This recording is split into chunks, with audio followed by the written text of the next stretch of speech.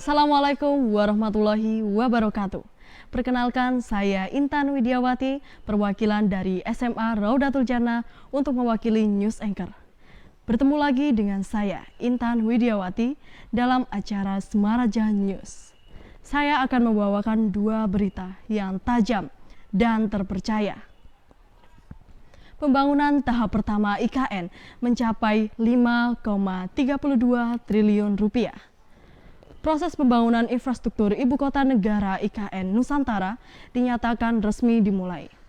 Anggaran digelontorkan sebesar 5,3 triliun pada proyek tahap pertama IKN Nusantara oleh Kementerian PUPR, Kementerian Pekerjaan Umum dan Perumahan Rakyat.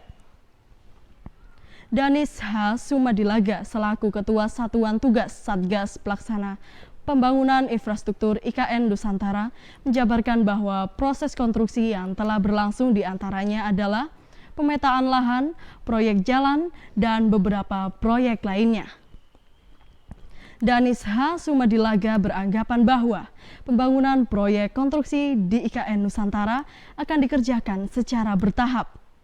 Sehubungan dengan hal ini, saat proses konstruksi dimulai, ia tidak mendapat arahan untuk melaksanakan acara seremonial. Menteri Basuki mengatakan bahwa PUPR telah menyusun rencana total anggaran sebesar 43,7 triliun rupiah untuk pembangunan infrastruktur dasar di IKN Nusantara periode 2022 sampai 2024. Namun sebelumnya telah dilaksanakan penandatanganan 19 paket proyek IKN dengan anggaran sebesar 5,32 triliun pada Senin 29 September 2022. Dengan ini harapan Menteri Basuki, para pemenang tender yang telah menandatangani kontrak untuk segera melaksanakan pembangunan infrastruktur di IKN dan merampungkan proyek sesuai target yang telah ditetapkan.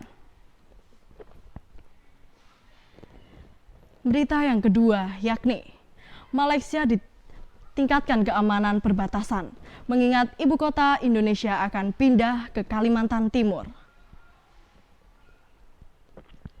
Keputusan Indonesia memindahkan ibu kota ke Kalimantan Timur cukup mengakibatkan Malaysia mengatur strategi untuk meningkatkan keamanan, khususnya di perbatasan. Malaysia tak lain meningkatkan anggota pada jumlah pos keamanan di sepanjang perbatasan pada wilayah Sabak dan Sarawak, Malaysia.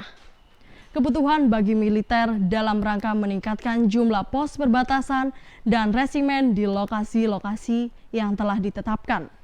Dengan relokasi ibu kota Indonesia diperkirakan akan dilaksanakan pada triwulan pertama tahun 2024 mendatang.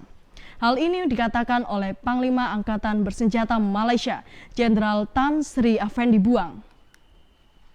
Jenderal Effendi dalam wawancara khusus dalam rangka perayaan 89 tahun Angkatan Bersenjata Malaysia di Wisma Perwira juga beranggapan bahwa itu sudah ada dalam rencana kami dan ini akan dilakukan secara bertahap karena relokasi dilakukan itu akan meningkatkan jumlah penduduk dan sektor ekonomi di daerah tersebut. Peningkatan jumlah penduduk kemungkinan akan berkontribusi pada meningkatnya kasus kriminalitas perbatasan seperti penyeludupan. Maka dari itu, Angkatan Bersenjata Malaysia akan bekerja sama dengan TNI yang bertujuan untuk mengendalikan perbatasan. Ketika Angkatan Bersenjata kita membangun pos perbatasan di wilayah Malaysia, TNI juga akan membangun pos di wilayah mereka. Insya Allah jumlahnya akan meningkat secara signifikan di masa depan, sebut Jenderal Effendi. Menurut Jenderal Effendi, Angkatan Bersenjata Malaysia akan meningkatkan sistem keamanan serta pengawasan yang berfokus pada pengendalian perbatasan, baik menggunakan metode manual yakni tenaga kerja, maupun metode sistematis menggunakan perlibatan sensor atau dapat juga memantau dari jarak jauh menggunakan drone.